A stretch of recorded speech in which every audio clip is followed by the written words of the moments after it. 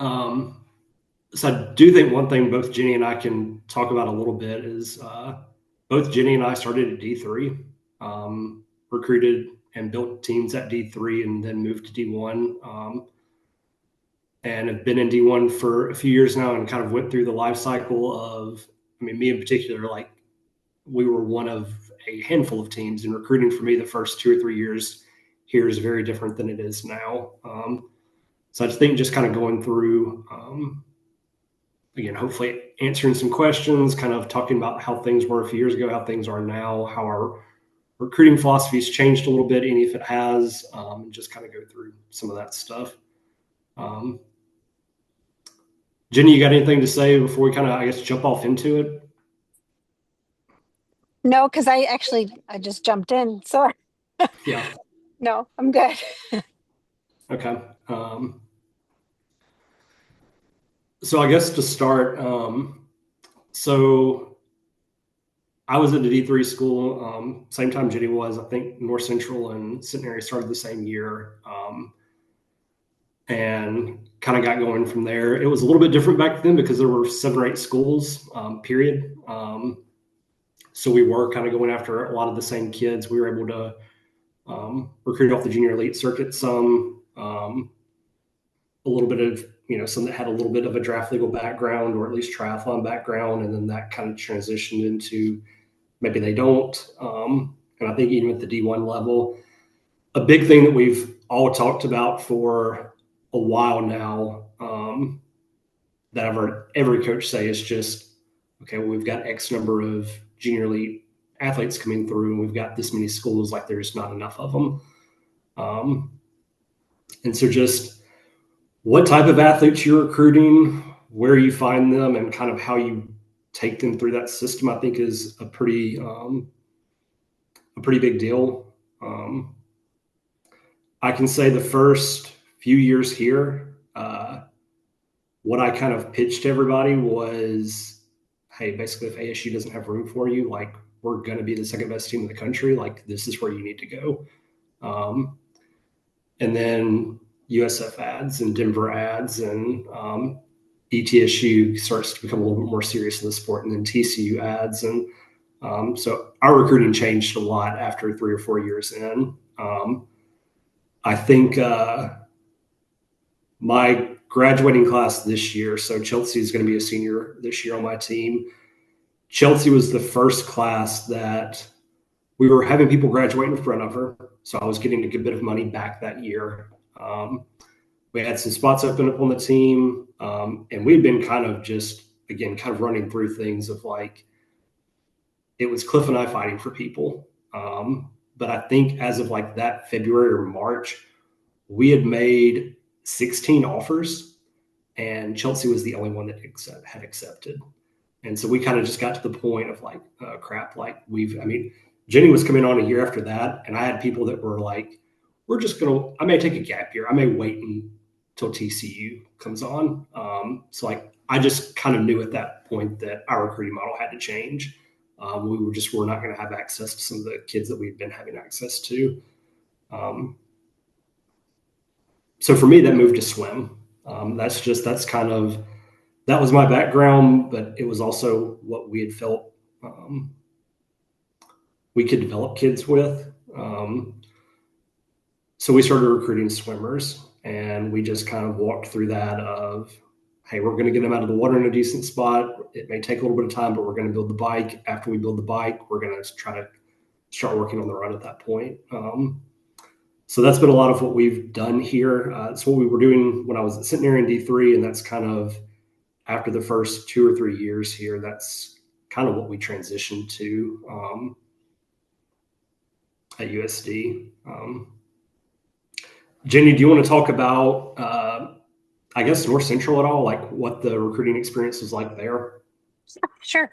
Um, so at North Central, so about 10, 11 years ago when I started there, we recruited, as Kyle said, there was 8 schools and we pretty much went to all the junior races and did recruit. But to be honest, I think I would maybe pull one kid a year or every other year from junior stuff. It wasn't super often. So mostly at North Central, we seem to do really good recruiting non-triathletes, kids who had literally never done triathlon before, who maybe did soccer and swam or um, kids who had ran or just enjoyed working out. We used to put signs on campus to pull kids just from campus too. Um, but and I used NCSA quite a bit actually. So on NCSA, I worked with them. I don't use it anymore, so I'm not sure. Maybe you guys are already doing that. But I talked to NCSA, and they would kind of pull together people that would mention track and cross country as swimmers, or as track and cross country would mention swimming in the other section. Um, and so that helped a lot. And I honestly felt like that was something that I would sit down once a week for like 6 months, and I would always like be on top of sending out emails to those athletes that were that maybe weren't getting a roster spot or were just sick of swim team for 4 years and wanted to try something different. I felt like I usually, if I could get them on campus to do a visit, um, I could sell them North Central. Like I felt like that was a really sellable thing. I felt like our community had a great selling point. Um, and I don't know about other Division 3 schools, but we could always do official visits, and that the cost of like having flying somebody out was paid through admissions. So it didn't come out of my budget. They looked at it as more obviously in Division 3, sports are really there just to get tuition and numbers, right? So they looked at it as great. Let's fly people in. You pick them up in the airport, whatever it is. They stay with a kid. It's a pretty cheap thing when they're going to pay $40,000 a year. Um, so yeah, admissions was amazing. I worked really closely with them a lot at my that school. I miss that because in big schools you're very siloed and you can't talk to admissions or you can't talk to anybody, I feel like. So I think at a small school, my biggest thing was having an amazing relationship with admissions, um, literally having lunch with those guys, hanging out, um, kind of just developing that relationship. So I got a good sense of what areas to recruit from, that people that liked our campus and our community, and that worked well when I looked at NCSA. So I'm not sure if that helps, but that's what we did. And then I felt like we did a really good job of creating triathletes out of kids who never did it, maybe weren't even that athletic. And um, the curve is pretty steep when you first start, right? It doesn't start to do this when you've been doing it for a while. So I felt like we had that steepness all the time. So, Jenny, you're talking about bringing in swimmers, bringing in people that played soccer, bringing in people that did track. Did you try to go a certain direction with that? More of like, I know I've found we've recruited some runners that maybe had a tiny swim background, but like were more projects in the water than they were in the pool. Whereas most of our team was the opposite; they were okay in the pool. And um, when you were trying to do that, did you have a strategy of like we're just going to bring in this type of athlete, or is it whoever I can get my hands on, and we're going to do this for this group and this for this group? Yeah, when you're building a roster in Division 3, I do think it's kind of have to be whatever you can get your hands on. And then hopefully the most important thing is getting a kid who has the drive and the will to work hard. And then, you can do a lot with that, as long as they're wanting to give a lot of themselves. Um, the commitment is a huge piece. But I think in the beginning aspects of triathlon, you need people generally who can swim. Like they don't have to be amazing swimmers, but they have to be able to get out of the water and not get lapped out. In the top end of it, and I feel like maybe Kyle disagrees or other coaches, but in our end, I definitely want runners. Like I Yeah, can't get someone to run a 17-minute 5K who's never done it, but they need to be a fast runner. We can help them in the water or get them in a pack where they can come up. But in Division 3, you need swimmers, because if you can just get them to start the run, you can get points. yeah, So it's two different pieces. They're two different things, totally. yeah. So, Brett, I know you've kind of talked through some of the same things there. Has recruiting the type of athlete that you recruit, has it changed in year 1 and 2 versus 4 and 5 now? And like, what type of athlete you're going after, has that changed at all, or do you have a strategy for that? Yeah, I mean, I think a lot of it was just progression. I think, first year it was like get enough people that can make a roster. second year was make it big enough that it becomes enticing for others to come in later. And so, like my second year, I brought in a bunch of people that they were on the roster, and a couple of them developed, but some of them just weren't great athletes to start with. They just wanted to give it a try. Um, and then they kind of self-selected themselves out the following year. I brought in a big group that was a lot more athletically gifted. Mhm. But they came because they saw a team of 8 to 10 that were having fun and it was a team. And they kind of told themselves, well, I see the writing on the wall, like I'm not going to be good enough. And then it's just kind of progressed. And I think for the smaller schools, the idea of it, of that progression is a lot to do with messaging as well. So I told them all, like, come try it for a semester, see if you like it. And most of them are like, yeah, I love it. And then I also told them my goal is, I told my top girl from my first year, I said, my goal is to bring in five that are as good as you. And they're Mhm. going to push you, they're going to make you better. That's how the team's going to get better.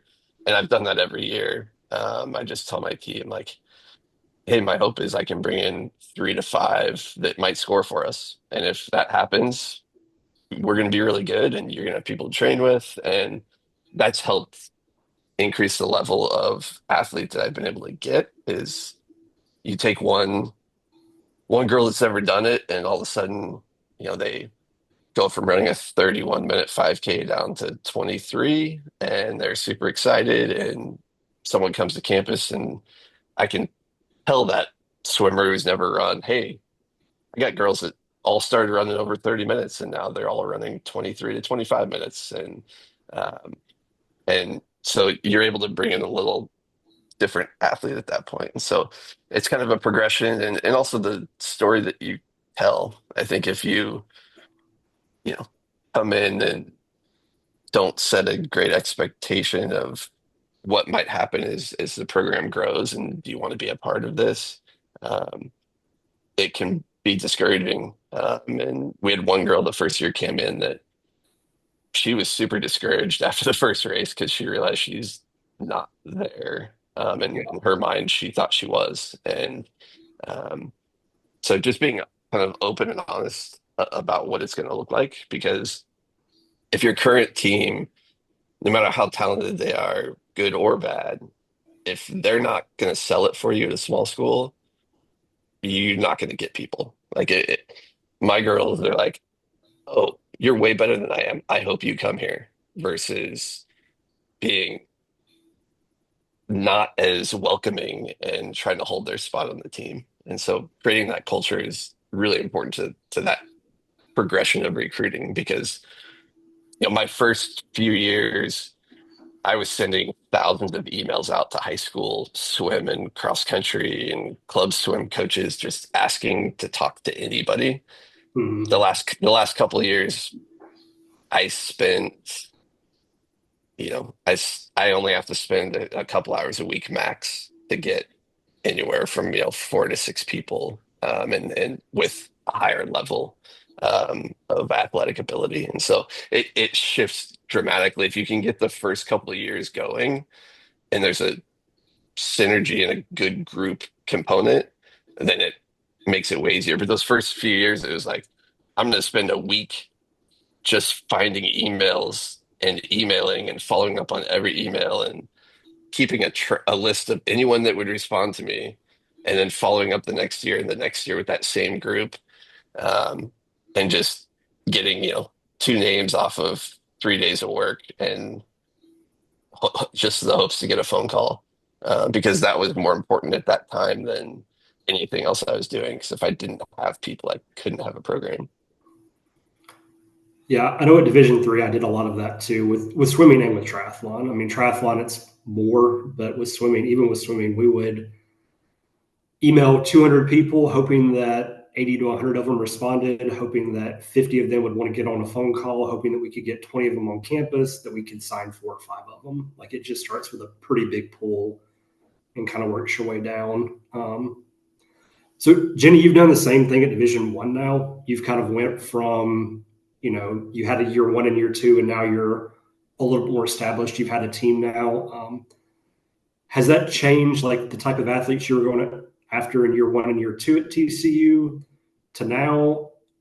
And if so, like what type of athletes? Do you still go after any developmental athletes, or is it pretty much all kids with experiences or with experience? Is it domestic kids versus international kids? It's a good question. So I do think that every year, and I'm sure you feel the same way, Kyle, it is totally different than what I was doing before. Um, and every year it's different. Like it's changing for us and the NCAA, and the landscape, which I think we feel, or maybe Arizona and us the most with all the changes legally and what's going on in the NCAA. So my gut is that I worry about our future as a sport. I mean, all Olympic sports, the funding of it in the future. I just feel like so there's a lot of unease, I think, with Yeah. everything that's changing. Um, but like recruiting wise, yeah, it's totally different. It's not even the same thing. Um, I do love developmental stuff. Like I love when you get a kid who has the ability to both those things and it's brand new and it's exciting and like again that curve is really quick and steep, that the improvement curve. We took a girl our first year here, from Florida, that was a runner and a swimmer, never had been on a road bike. um, her PRs and running were more like her freshman year of high school before she went through puberty. So we've never really been able to get her back to that just because her body changed so much. But she's still been a great asset to us training wise. Incredibly strong and talented girl. And if I get kids to email that have never done it, that have the pieces that you're looking for, I would definitely take a kid like that. If they had the what you're looking for, I think absolutely. Um, can you still hear me? Yep. Okay, Yeah. sorry, I had a call. I wasn't sure what was that.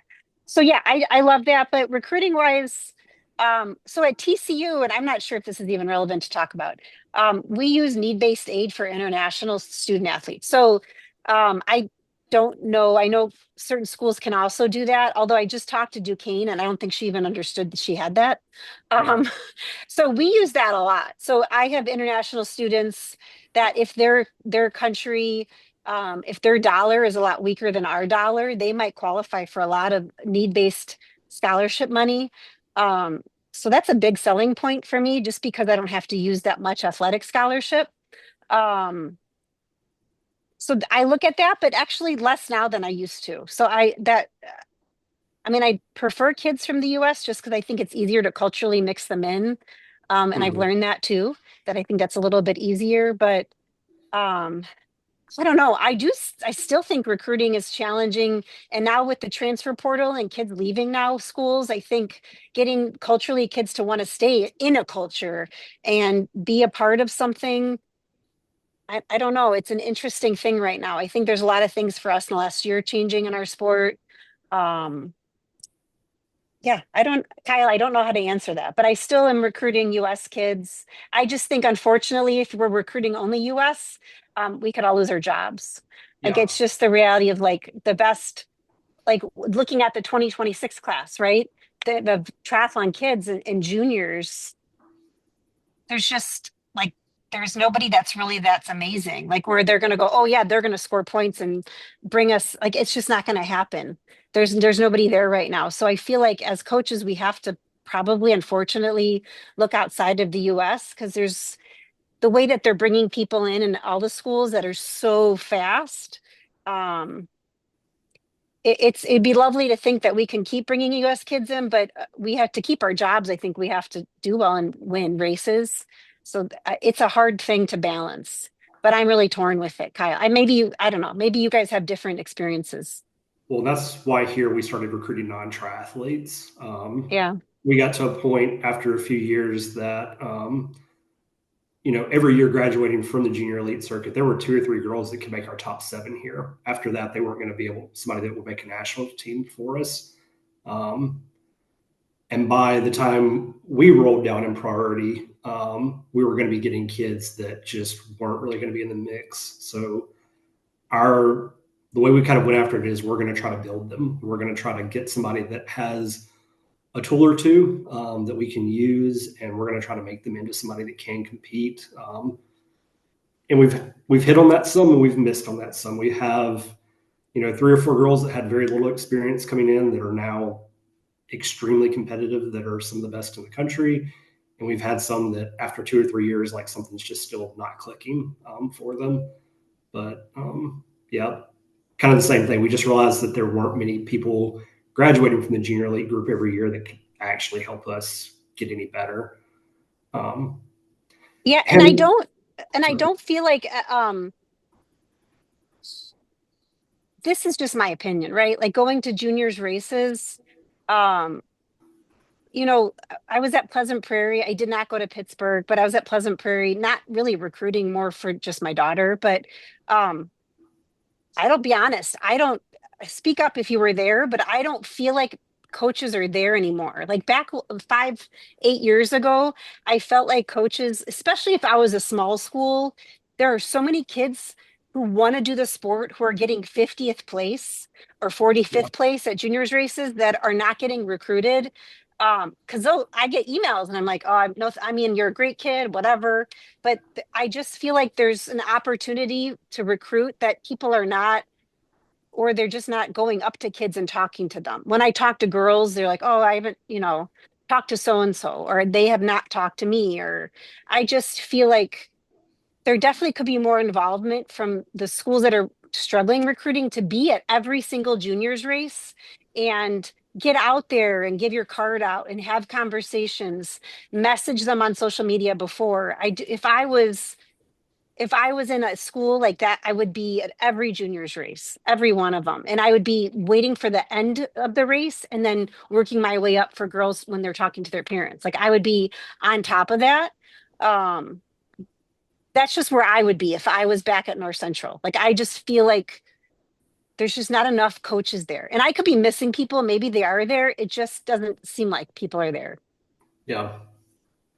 Can I add something there? Yeah. Go I ahead. mean, I can't speak for other schools, but like for me, Dell State will pay for me to go to one race this summer. So if I want to go to more, I'm paying out of pocket for all travel, lodging. Like it would be great to be at every single one, but not every school has that option. And personally, I'm not taking it out of my paycheck to go.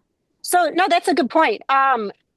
That's unbelievable to me. So Tim is bringing on schools like to pay for one person for one flight for 2 nights at a hotel or one night. I mean, the whole thing is with a rental car is probably $600 to $800. So you're telling me schools will not pay that? That's unacceptable. And then to me, they can't even complain about it. Like you have to Yeah. recruit. Like you Oh have to yeah, go.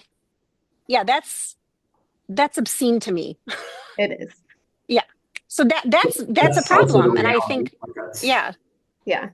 um, so Hannah, kind of asking you some of the same things. Like you're at a school that, not to take a shot at your school, but I would say is kind of like mine. It's Yeah. probably not the first choice for a lot of people. So kind of what type of athletes are you looking for? And has that changed any from the first couple of years you were there versus being there for, you know, a few years now? Yeah, I mean, the kind of athletes I'm looking for are the 40th, 50th at the junior races. Like that's my sweet spot is you're not good enough to go to one of the top schools, but you Mhm. still want an athletic scholarship. Um, as far as how it's changed over the years, I have not had a good retention rate with single sport background. I've tried it. They last a year. You know, I've had a swimmer who her first bike crash like fell over. She's totally fine. She's like, that's it. I'm never hitting the ground again. Um, so I have tried to kind of move away from single sport, but I'm also not hitting my roster number this year. This was kind of just a really tough recruiting year. We have a very international roster every year. So kind of the opposite of Jenny. Like I would love to have more US, but I recruit a lot internationally, but just because there's a bigger pool there.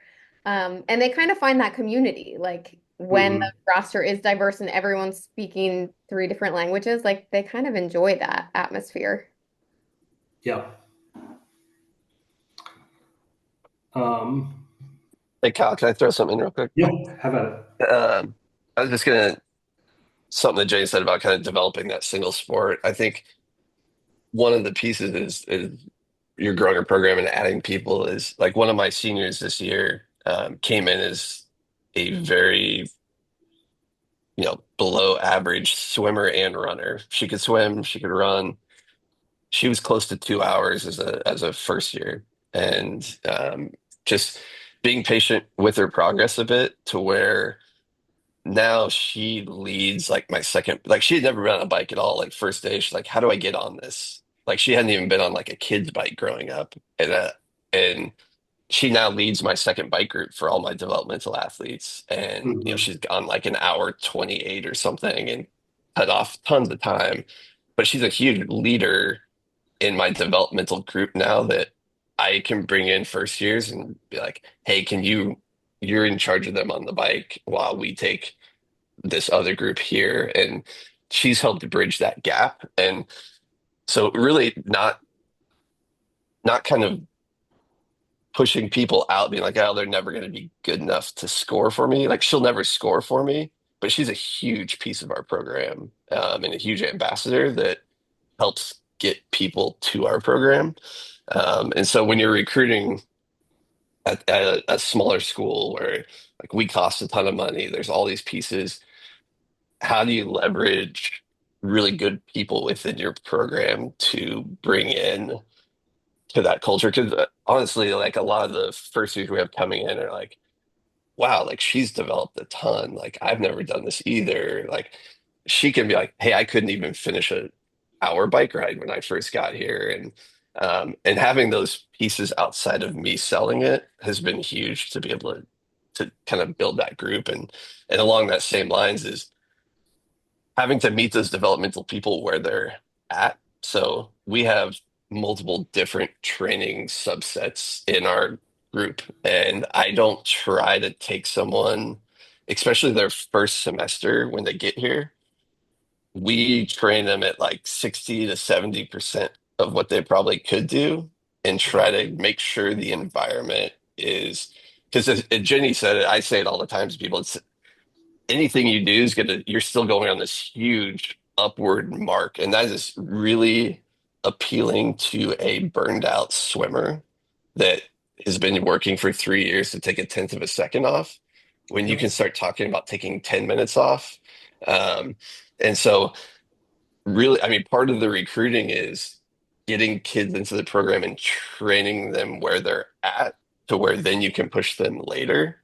But if you throw them in, and some of the smaller schools that I've tried to help with recruiting that have gone away sometimes is I talk to them about what they're doing when they get there, and the training's just not realistic for who they are, where they're at, and they don't get a good introduction to the sport.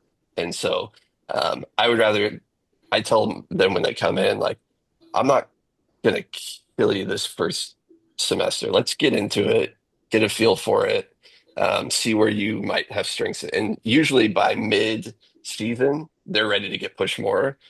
But if I did it on day one, you're gonna lose them. And when you start losing those kids, it's hard to build the culture from there to bring in more kids. That's why we wind up recruiting a lot of the same types of athletes because it gets to be that the team tells the story. You're all telling the same thing of if they all came in as strong swimmers but not great runners, it's easier for the team to go, hey, I remember this my freshman year. I remember this my sophomore year. Like, you've got to get through this. You've got to get through this. It's a lot easier for me to tell people in practice, like, hey, I know this person's doing this now, but a year ago they couldn't do this. It becomes a little bit more repeatable. Um, People can empathize with each other more. They understand what they're going through. You're kind of telling the same story. You're going through the same processes. Yeah, every year when we bring people in, if they don't have much of a background, that first semester they may do 60% of what everybody else does, and they have kind of the goal of like, well, but by spring I'm going to be doing this, and then when I show back up my sophomore year, I'm going to be doing this, and I know that's attainable because I'm watching this person do it right now. So for us, that's been what we've been focusing on for a few years now is trying to figure out who we're going after and what story we're going to tell and kind of how that's going to work for us. And some of it's working, some of it's not working as well as I'd hoped. We're having to kind of make some adjustments, but that's kind of been what we've been leaning into for a few years now.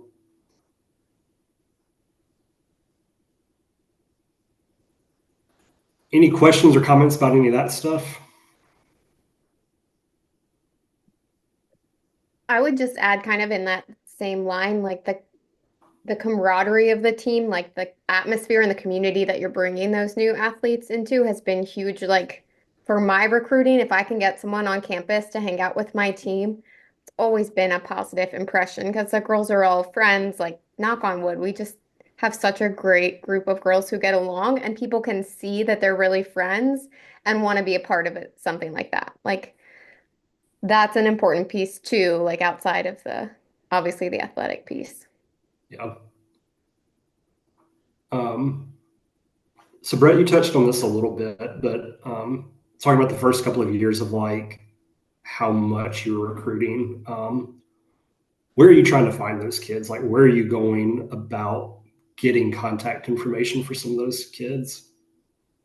Yeah, so um, I did it kind of two ways. One, I've been here so long that I have a pretty good frame of reference recruiting cross country track here. I know what states and locations that a typical student would come. So one of the pieces when I started recruiting this was this at a Division III school, at least in my experience, a Division III school, we're not going to be the direct direct reason that someone would come to a school that costs $78,000 or whatever. Um, but we can be a complementary piece that can be the difference between them coming here or not. And so I go into looking at things as who would come here if triathlon didn't exist? What type of student? Where are they from? Uh, and then go from there. So we have a huge presence in California, Oregon, Washington, Idaho, and then like Colorado, Minnesota, some of Texas. And so it's not that I won't recruit someone. I have a girl from Wyoming on my team that was a great fit, and I've, had people from all over the country, but that's if I know that admissions is bringing in people from certain pockets, then I at least am starting at a point where it's like this makes sense that I might be able to enroll people from here. And then it's really looking at I did a little bit of like looking at other rosters on our campus, like what schools are kids coming from? What schools have Willamette as a name that they already know, so that I'm Mhm. not. I've already got over that first barrier of hi, here's the school, here's where we're at. Those school counselors are going to have a little bit of knowledge already about Willamette. I look at where our admissions counselors go. So they spend tons of money traveling to schools. They're doing that off of really good data that Yeah. I can't match that data in any capacity. And so I go, all right, where are they going? Here are the schools they're going. Now I'm going to go find the swim coach. I'm going to find the cross country coach. I'm going to find the track coach. And I'm going to do an outreach. I had a little bit of a head start because I had been recruiting all those schools for a long time. And so when I send the initial message, I'd probably coached someone that they had coached already at a different sport. And but just reaching out to those coaches to get contact and be like, hey, who do you have? And if it's not a great hit rate, but I also look at it as like, especially early on when I had a team at 3 or 4 or didn't have a team yet, I didn't order a t-shirt until I made sure I had a recruiting class because the t-shirt didn't matter. Our schedule didn't matter. I needed people. And so I would just keep throwing emails out and it was usually like 2, 3 follow-up emails to coaches. And then just being patient a little bit with um, kind of looking also at our swim team and our cross country team of I'd ask him like, who are your, we have like a 5-star ranking like who are your 2 stars or maybe your 1 stars that Yeah. you're not really going to take that are already interested.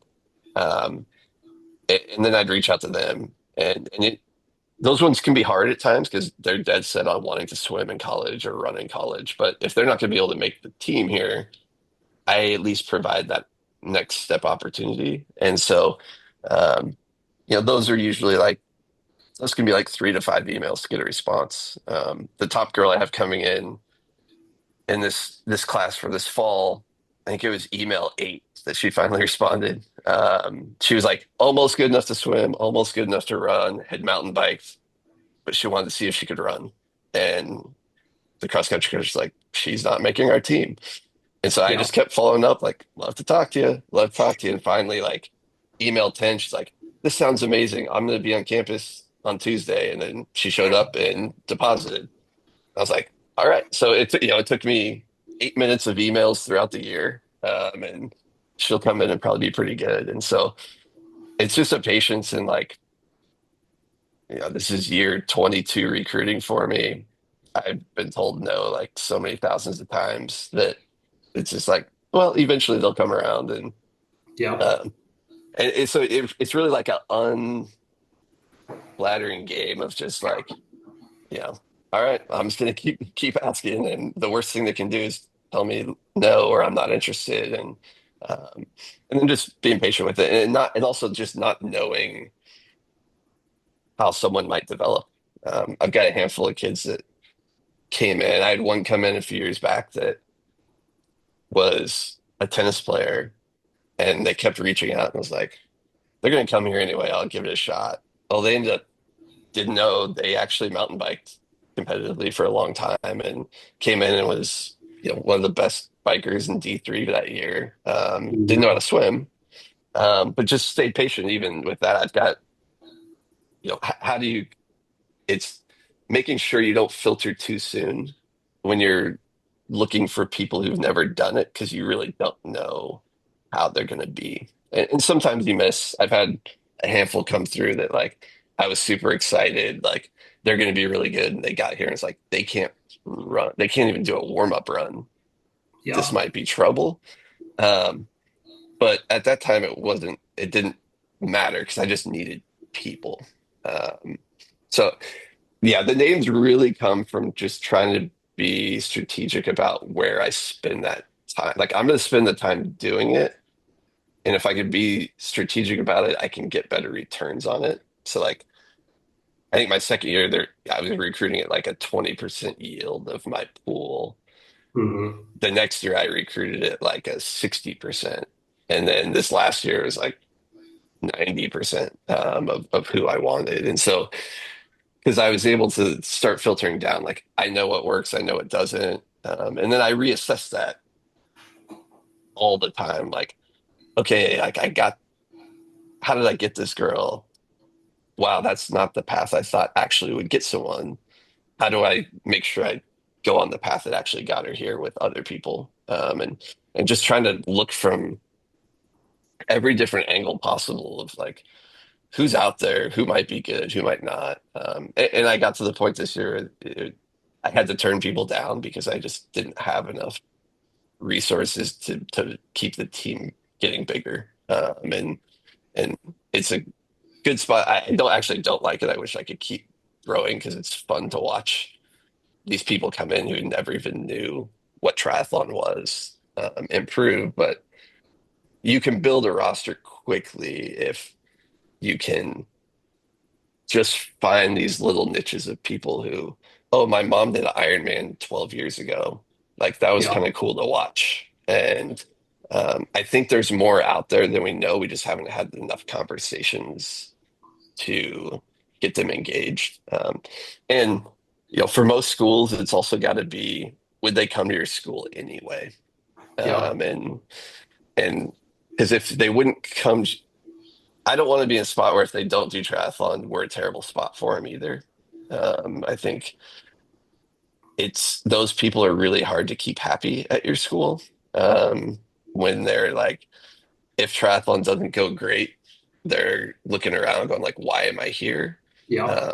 Those people are really hard to to manage and maintain. And um, so to echo kind of what Jenny was saying, like if you can talk to your admissions people and be like, where are you guys going? Where are you finding people who are committing? Like, can I see the numbers of where the top schools are that you get people from and then target those schools? I think you'll have a better return on the time that you put into it.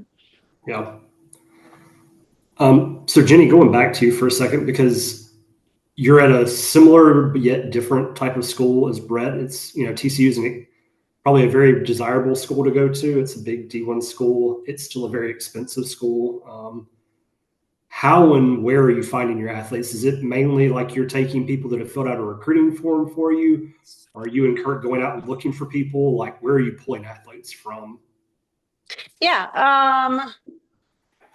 I would say it's a mix of like, going to races, being particular about sending a coach to like a Conti Cup. And I'm sure some of you guys might do this already, that has kids that we seem to do well with kids from like South and Central America. Financially, we do well with them and culturally. Um, so sending a coach to races there, sometimes honestly, it seems like a big recruiting tool right now is word of mouth. So it seems like a lot of teams use the girls on their teams to recruit before recruiting is allowed, and they recruit that way. And it's not illegal, it seems like it's just the way they do it. So I think that's a great piece if you have kids who are friends with kids all over the world. I think that's a great tool. Uh, you know, it's interesting. I think that coming in the future, I do think, like Kyle, you've been saying this, we'll have to go back to creating triathletes from non-triathletes to maintain and keep this working, even on the high end, I think. Because I do think international kids, I think it's a hard sell. It's a hard sell. There's a lot of opportunities for them to stay home and do things, but it's Yeah. also just a hard thing to plug and play and make work. And I don't know if anybody else had a panic in the last month, but you couldn't get a visa up until last week again. And I was like, who knows if the president will decide to make that stop again. So it does make you think like maybe in the future we can't do this. Or there's going to be issues in the future with getting their I-20 to their visa. I have no idea. Um, so we recruit, Kyle, I would say through email, through results, through going to races, word of mouth, kind of all the above, Yeah. But I do think it's just amazing. And I'm sure you guys feel the same way. Looking at going to high school events, you always see a kid where you're like, gosh, I mean, there's a girl, like I'll see a girl that has run like a 4:55 mile, but then the name I'll recognize from swim team. And I'll be like, God, that girl can swim. And it just eats at you. And you're like, this kid would be an amazing triathlete, and they Yeah. just don't get the sport. But that's where you're like, God, that is so exciting as a coach to think about developing that. So I do think going forward, I want to add that back into like what I do. Cause as a coach, there's so much, just a great sense of accomplishment. Getting those kids to achieve greatness when you get the kids that are already really high end, the leaps and bounds are so tiny. But when you have Yeah. these kids with these huge chunks that keep moving and moving, it's good for your program. And it's just a great feeling and a great sense of accomplishment, for the whole team, coaches, teams, whatever it may be. So yeah, we kind of recruit everywhere, I would say, but we haven't really hit a stride with us. It seems like things have shifted, and like ASU has really been recruiting transfers, and Mhm. that's changed. And it seems like they're just plucking kids from World Conti Cup races nowadays, and there's no juniors really going to big schools. So I don't know. We're in this weird space right now, with development, but I think for our sport to succeed on all levels in 40 schools, I think that we're going to have to do better about pulling kids from the United States into the sport. Yeah. So Hannah, kind of the same question. Are you going out and finding a lot of kids? Are you mainly looking at kids that are showing some interest in your school, like somebody that fills out a recruiting form for you? Or are you having to find them? Like, what are you doing with that? Definitely a mix. So sometimes I'll just get the recruiting form. It's linked in our Instagram, and that's great. That just shows up in my inbox, and I know someone's already interested. Some of it I do still use NCSA, and I'm comparing the, cross country and track to the swim and NCSA. Um, a lot of who like my friend from home wants to come to the US next year for triathlon. Will you talk to her? Like word of mouth, and the girls on the team knowing people and referring people to me. Um, I do go to like some of the local swim meets and cross country meets and see if there's any overlap. So far, that has not worked, but someday I'll get one and it'll be worth it. Um, I mean, results like even local races, like I'll go to some of the small local races and oh, hey, there's a 17-year-old. Like, let me see if I can find her on social media and see how, make sure she's, old enough and then connect with that person. And I mean, any way I can creatively find people who might work for our team because it is a challenge. Yeah. Um, and guys, I've got questions to keep the kind of conversation going, but if anybody has any other questions, like you guys feel free to jump in.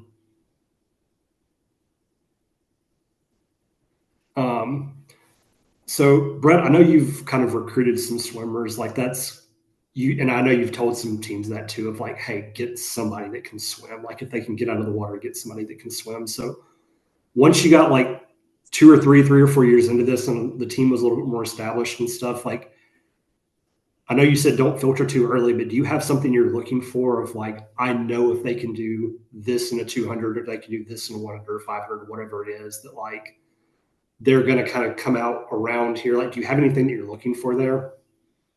Yeah, I mean, so yeah, like when I first started, I was like, do they have any time at any event? That's Mm-hmm. awesome. I at least know they're not going to sink. Yeah. But now I pretty much am looking like I mainly go to like their 500 if they have one. And you know, it's basically in D3, if you're around like a 6 to 7 minute 500, you're going to come out in the middle, the upper half of the D3 field. And, Yeah. you know, that will get you into at least to have a pack to bike with. And so, most of mine come in with around 6 to 7 minute range. I think it's, I'll still look at, you know, I still have a handful that come in as, you know, 26, 27, 28 minute 50 girls Mm-hmm. that can kind of develop into being able to swim a little bit longer. But I at least know they have some efficiencies to swimming and that we can build off of. Um, but even that, I mean, I think it also just depends. So if they're a high school, if they don't swim club. Like I had a girl come in that was 27 in the 50 free off of 2 high school swim seasons and never Mm-hmm. swam club. And I was like, oh, we're going to be able to develop her a little different versus Yeah. someone who, might be the same, but they've been swimming since they were 8. There's probably a little different trajectory there. And so like that's again where the filter part comes down. Because if I look too soon and I'm like, oh, they're not that fast. Well, without the context of how they got there, I at least want to have that conversation. And sometimes it's like, oh yeah, they're like they hate anything that's not a sprint. They're probably not gonna all of a sudden love this. And some of them are just like, yeah, I haven't swam much outside of high school season. It's just something I kind of do for fun. Um, and so trying to just have those conversations, I think it all comes down to like those pieces. Like, can you have realistic conversations with them and just get a sense. I mean, whenever a recruit asks me like, what are you looking for? Like the first thing is this something you're excited about? Because if they're excited about it, I can teach them enough to get by. Um, and then it's, I'd say on the other end, like I do have a handful. I actively like really recruit swimmers, but I have a handful of people that came in from a running background, Mm-hmm. and they're like, I don't know, I've never swam before. What do I do? And with those ones, it's really about like it's going to be a process. It's going to take some time. I don't count on them to be in my top 7 right away. And a lot of times like, hey, if you have a chance to join your swim team this year, that'd be a great starting point. If you can take some private lessons at a local club, that's a great starting point. And that's really helped to close the gap sometimes of I really want to do this, I just haven't swam. And if I can get them at least some background before they get here through joining their high school team or Yeah. joining a club. Um, that's a great first step because I don't have the time once they get here to do much. Yeah. Um, but I had a girl that came in, she'll be a junior this year, had never been in the pool before, like, and just, but she was like, decent runner. She was excited about it. She's like, I had a spot on the team. I was like, if you can take some lessons this summer, like, that'd be awesome. And she did. And her first year, she was coming out of the water way back. Well, she's cut like, I think she cut 6 or 7 minutes off. And now she comes out with my girls that are more in the like 7 to 8 minute 500 range. And she's a great biker and she can run. And so she's almost gotten to that point now that her junior year, she'll probably be coming out, you know, in the middle of the pack and at D3 level. And she's run a ton on the bike and she's a strong runner and could, could score for us. And she had never swam before. And it's just being patient with them and making sure that you're realistic with what they can and can't do. And it happened as 2 years ago, the national freshman of the year for D3. She came in as just a runner for me, Mhm. struggled to swim, and we added a couple extra swim sessions, got her, didn't try to make her perfect, just tried to get her efficient. And she took to biking really quickly, and with her fourth triathlon ever, she was seventh at D3, and because she could close in 19 something, and Yeah. that does pretty well at the D3 level, um, and so just being patient on all sides. So if you're bringing in just swimmers, just knowing that you have to be patient on the run side and telling them that and not putting the expectation on them, especially through the recruiting process of like, you need to get down to this. Um, hey, let's get through some of these. Let's see where you might. And sometimes they surprise you, and all of a sudden, within a year, they're running, at the D3 level, they're running 23 minutes. You're closing in on people a lot at that point. Yeah. So, yeah, I think I still like swimming, recruiting swimmers because it's a lot of work to take someone who hasn't done much and get them so they're not getting lapped out, especially as these races get faster and faster. Yeah. Um, but I think there is opportunities outside of, I mean, bringing in someone that can run really well is really beneficial if you can get them to make sure they're not getting lapped out. Um, Yeah.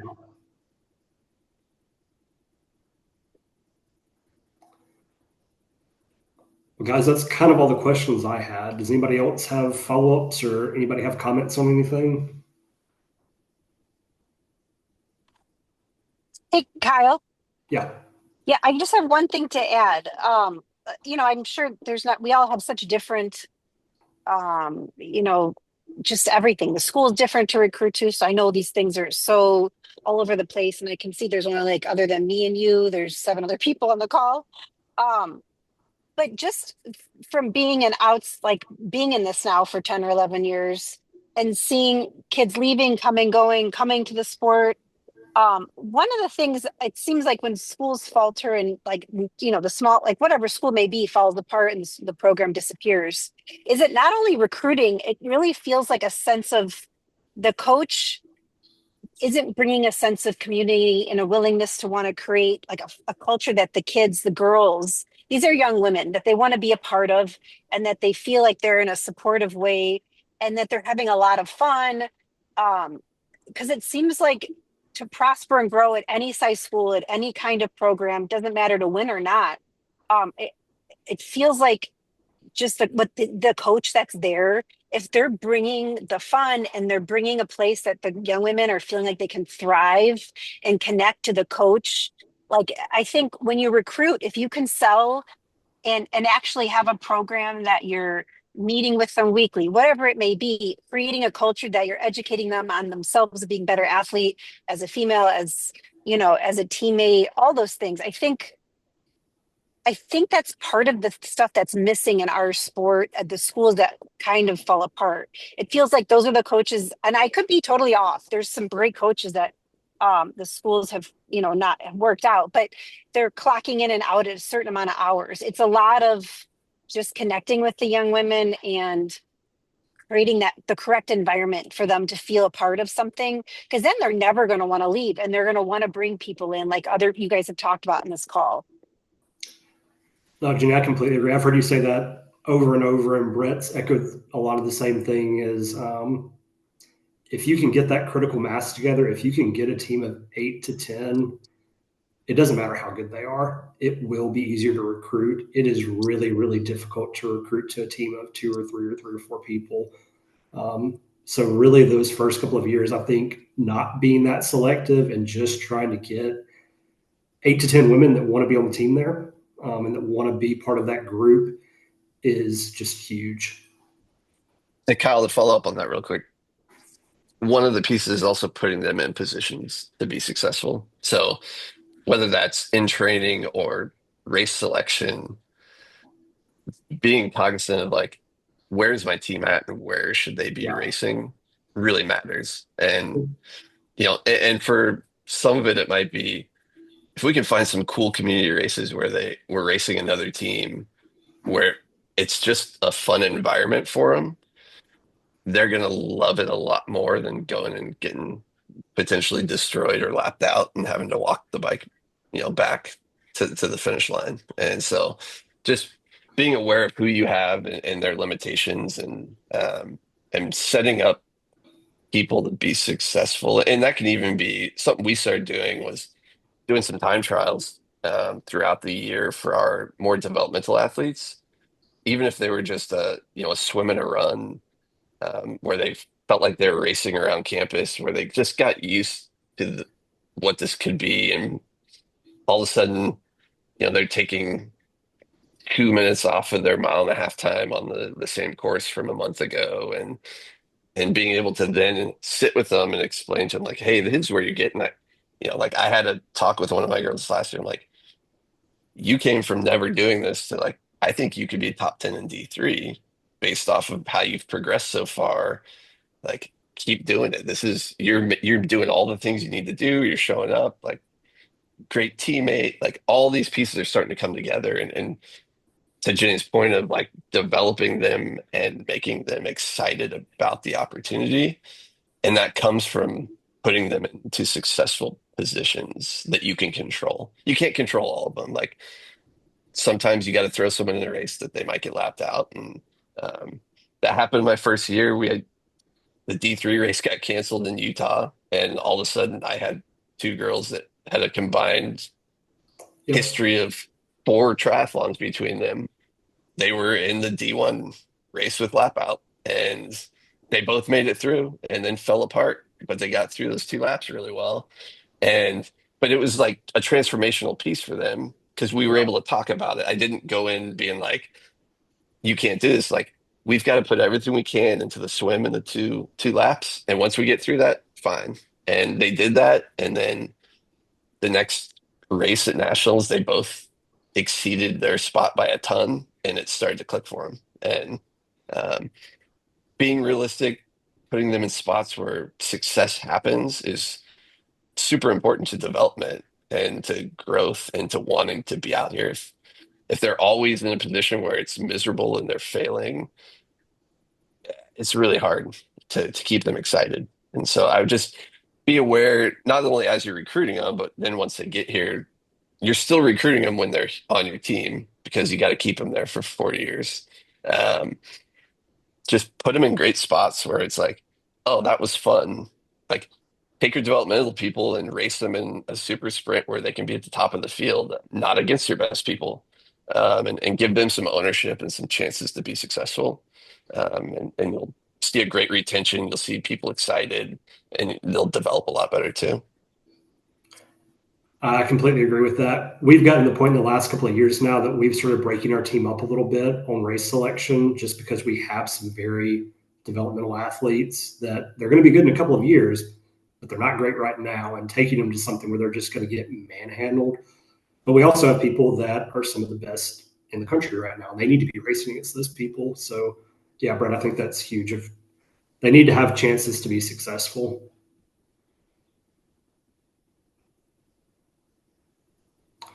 All right, we are at our hour mark.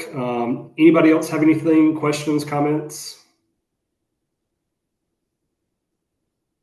All right, I'm going to stop recording.